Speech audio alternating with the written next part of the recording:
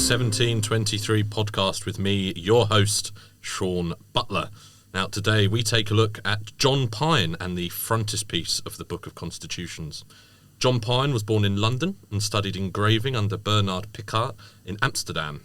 He returned to London in around 1719 and worked as an engraver and as a publisher, printer and retailer of maps and books. He was appointed Blue Mantle Pursuivant at the College of Arms and later Principal Engraver to the Signet and Stamp Office. His work for Grand Lodge included the frontispiece to the Constitutions and successive registers of lodges, as well as etching and printing the reports of the Charity Committee, for which he waived his fees, good man, and the minutes of the quarterly communications. Beautifully engraved by John Pine, the frontispiece to the 1723 Constitutions offers an image of John Montagu, 2nd Duke of Montagu, Grand Master in 1721, presenting the constitutional scroll and a set of compasses to Philip, Duke of Wharton, his successor. Each is attended by his respective grand officers. Dressed in clerical vestments, Dr. Jean Theophilus Desaguliers is placed on the far right. In the central background, framed by 2 rows of columns, is an image of the parting of the Red Sea, referencing the flight of the Israelites from Egypt and their journey across the Sinai Desert to the Promised Land. The image symbolises redemption and obtaining possession. The pillars display the 5 orders of architecture: Doric, Ionic, Corinthian, Tuscan and Composite. They might also allude to the 5 monarchs who supported Wren's reconstruction of St Paul's Cathedral, but more to come on that in our Christopher Wren episode. The 5 monarchs being Charles II, James II, William and Mary and Queen Anne. To find out more, we are joined today by Martin Cherry, Librarian of the Museum of Freemasonry. Welcome, Martin. Hi. So, start simple, what is a frontispiece? So, I guess a frontispiece is it's a cover illustration. So on a modern book, you judge a book by its cover because it's got a cover, trying to entice you into the book. So books in the 18th century were sold hand-stitched and unbound. Right. So you paid for either the printer or the bookseller to bind it for you. But the frontispiece was an engraving illustrating the main themes of a book, or sometimes a portrait of the author. Sometimes it was sold separately, so it was up to you whether you bound it in with the book or where you put it. But it would have added value to the book. And publishers would often hire a well-known artist or engraver to do the work for them, such as John Pine. Right, and we obviously touched on him in the intro, but who was he, John Pine? He was a pretty important early 18th century engraver. He set up business in London in 1719. Making engravings of works of artists such as William Hogarth and Sir James Thornhill. Hogarth often painted Pine into his paintings. He depicted him as an overweight priest in the 1749 painting called The Gates of Calais. Yeah. And everyone called him Fatty Pine after that. Oh, right. But he's thankful for that one. And Cheers, I don't think he was overly amused by that.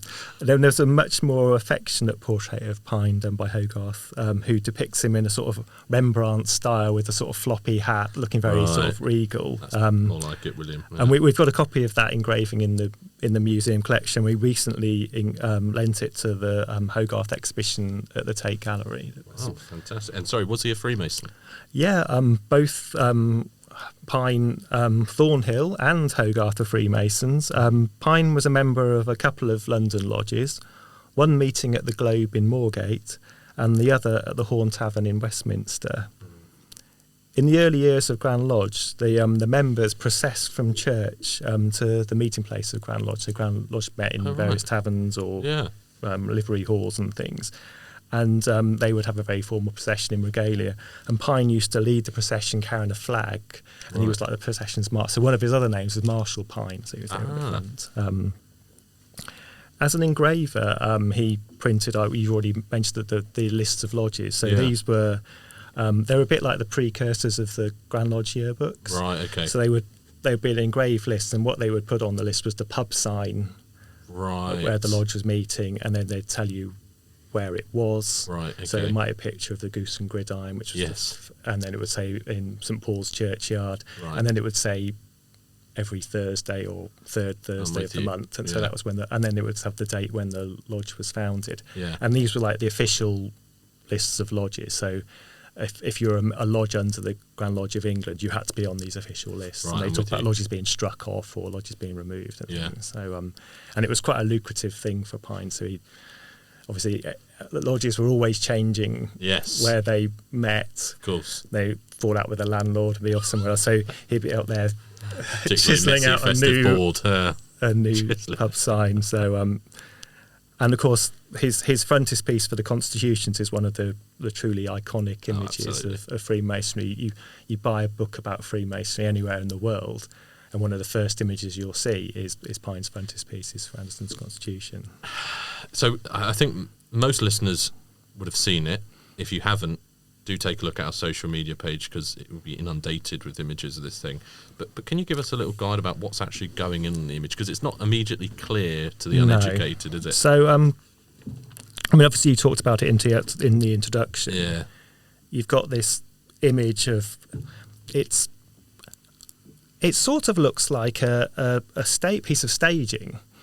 So you've got this fantastic series of architectural columns. So it's the showing the orders of architecture. From right at the back, you've got the oldest Tuscan, and at the front you've got composite, which is the most modern. Yeah. And in the background, you've got the parting of the Red Sea. Above that, you've got Helios, the sun god, flying over the scene. But in the foreground, you've got the two first noble Grand Masters, the Duke of Montague, handing over his copy of the Constitutions to his successor, Philip, Duke of Wharton. And they're supported by their grand officers, one of whom is actually carrying in his hands, he's carrying some gloves and aprons. And that might well be the first depiction of Masonic aprons. So aprons in a Masonic setting, Yeah. which is known. So again, it tells you a lot about Freemasonry at the time, but it's almost a propaganda piece. So the way that the columns start off with the oldest and come to the fore with the most modern is it's showing Freemasonry has an antiquity. Yeah. But it's also saying, but here we are at the very end. We're an organisation with antiquity. Of course, it's not that. It was only founded in 1717. But Anderson's history tries to date back Freemasonry right down to biblical times. So that may be the part of it. But we're modern. We embrace the modern as well. Yes. So we're celebrating Palladian architecture. We're celebrating the Enlightenment. Yeah. And then you've got these two really fantastic-looking nobles. Montague's wearing his garter robes. Philip Wharton's got his crown on, and it's basically saying, look, you join Freemasonry. These are the sort of guys you're going to be hanging around with. Yeah. You know, you're going to be rubbing shot. And both of them are really popular young aristocrats at the time. They're both in their late 20s, early 30s. Montague was a military hero. You've probably heard. Mark's already done a Yes, he podcast has, yeah. about him. Montague was a really great guy. Wharton not so great. at the time he was popular, but he went a bit off the rails after he got involved in when he had a bit of a gambling and drink problem, and he also got involved in Jacobite politics and ended up in exile in Spain, drinking himself to death. But at the time of the 1723 constitutions, he was very popular. Yeah, figure in England. I mean, as Deputy Director of Comms, that's a decent bit of marketing, that isn't it? It is, and it is great because it's the people who are around him. Obviously, Desaguliers was a well-known scientist, but they're not other aristocrats. No. You know, these are ordinary people who are meeting with the aristocracy in their lodge meetings. And there's some crossover there. I mean, Helios, the sun god, 47th proposition, both on the Grand Temple ceiling, aren't they? So they're features that we're familiar with even today. Very interesting. And again, this might be the first depiction of the 47th proposition in a Masonic setting. Wow. Obviously, now it's the sign of a past master of a lodge. Yes, absolutely. Yeah. And I suspect in the setting of the constitutions, it's more of allusion to architecture and mathematics and So I can see obviously the profound impact that this piece of work did. Was it all Pine's work? It's the golden question. Yes. I mean, he's obviously credited as the engraver. Yeah. And no one's credited as the artist of the work, which is unusual because normally you'd get something saying picture by and engraving by. Yeah. It's early on in Pine's career, so he's well known, but he's mainly known for doing engravings of other people's work. Right, okay. And there have been some historians, including Professor Andrew Prescott, who's a sort of leading English historian of Freemasonry, and our first librarian, Henry Sadler, who think it might have been designed by someone else.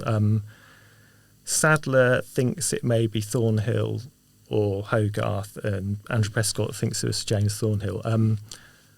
Both of these men were Freemasons. So James Thornhill was Hogarth's father-in-law, and he's best known for doing the ceiling in St Paul's Cathedral. Wow! But he did work on the engraved list of lodges by Pine. Yeah. Has a little frontispiece showing a master mason showing the plans of the temple to King Solomon. Right. Okay. And this is credited to Thornhill and engraved by Pine. Right. So if anyone did the Book of Constitutions, it's likely to be Thornhill. Right. Okay. But it may have been Pine, and it's I can't imagine one of these famous artists wouldn't have wanted their name associated with it. So maybe we should give Pine some slack and say yes, he was the artist. We'll give him some slack. Yeah. We'll give him the slack. Was the frontispiece a success? Was it well regarded in its time? Yes. Again, I said frontispieces was usually sold separately. Yeah. And I haven't most of the copies of Anderson's Constitutions from the 1723 copies that I've seen have the frontispiece. Right. Okay. It's not always the most popular. The last Book of Constitutions to have a frontispiece that Grand Lodge published was the 1819 one. Right. And I think I've seen about 20 copies of that, and only 2 of them have got the frontispiece, Wow. possibly because it was too expensive and it arrived late. Right. Okay. But Pine's frontispiece, I think I've seen about 50 or so copies of the 1723 Constitutions, and only about 5 haven't had the frontispiece. So obviously people bought it at the time. Sure. It was also used again for the 1738 Constitution. So obviously Grand Lodge were pleased with the frontispiece, so they used it again. Right. And it's, again, because it's become one of those iconic images of Freemasonry. It certainly has. And I as I said, you can buy a book about Masonic history anywhere in the world, and it will have allusions to that frontispiece in it. Fascinating stuff. Martin, thank you very much again for coming along. We'd love to have you back. I'm sure we can find something else for you to talk about. I feel like you're a fountain of knowledge about this topic. So we look forward to getting you back soon. Same old message from me, ladies and gentlemen. Please make sure you're following us on social media, UGLE, on Facebook, Twitter, Instagram, YouTube, you name it. Follow us on it. Same with the Museum of Freemasonry. Make sure you're following all of their channels. They've got some fascinating content that they're putting out. Make sure that you head along to the Museum of Freemasonry itself at Freemasons Hall in London to view and engage with this topic in a new and interesting way with the exhibition on the tercentenary of the 1723 Constitutions. We will be back very soon with another interesting look into this fascinating part of Masonic history, and we will see you then. Bye.